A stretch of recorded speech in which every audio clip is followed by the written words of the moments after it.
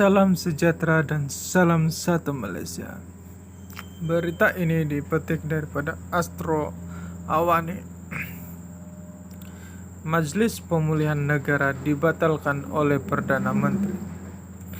Majelis Pemulihan Negara yang diperkuasai bekas Perdana Menteri Tan Sri Muhyiddin Yassin telah dibatalkan, kata Datuk Sri Anwar Ibrahim. Menurut Perdana Menteri, kerajaan tidak memerlukan lagi perkhidmatan majlis itu karena fungsinya bertindak dengan fungsi agensi dan badan kerajaan yang lebih lain selain mengakibatkan lebihan kos yang terpaksa diganggu kerajaan. Anwar berkata, kerajaan juga sedang mengkaji beberapa lagi benda dan agensi kerajaan termasuk Pusat Komunikasi Integriti dan Anti Rasuah Nasional. Bagi mengurangkan tanggung jawab kerajaan, MPN dibatalkan. Itu juga satu benda yang bertindak satu jawatan untuk memenuhi keperluan ketika itu. Ada cadangan berkenaan GIACC dan kita akan teliti karena banyak benda yang berlaku pertindihan kalau bidang itu boleh dikendalikan SPRM.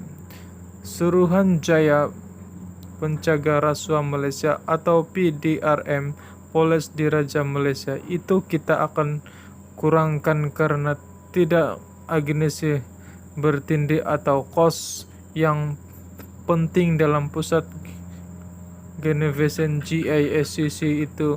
Prinsip itu diterima tapi tidak boleh terlalu banyak seperti mana saya lakukan dengan kedua setusan negara. Malah tugas Perdana Menteri pun banyak saya lepaskan supaya dipertanggungjawabkan kepada timbalan-timbalan Perdana Menteri. Tapi kalau boleh digabungkan lebih elok, katanya lagi. Beliau berkata demikian dalam sidang media selepas sisi mengurusikan mesyuarat jemaah menteri di bangunan Perdana Putra di sini hari ini. Dalam pada itu Anwar berkata, jemaah menteri juga telah meminta Kementerian Dalam Negeri dan Kementerian Sumber Manusia untuk mempercepatkan kemasukan pekerja asing bagi memenuhi keperluan tiga sektor utama yaitu perladangan, perkhidmatan, dan pentadbiran.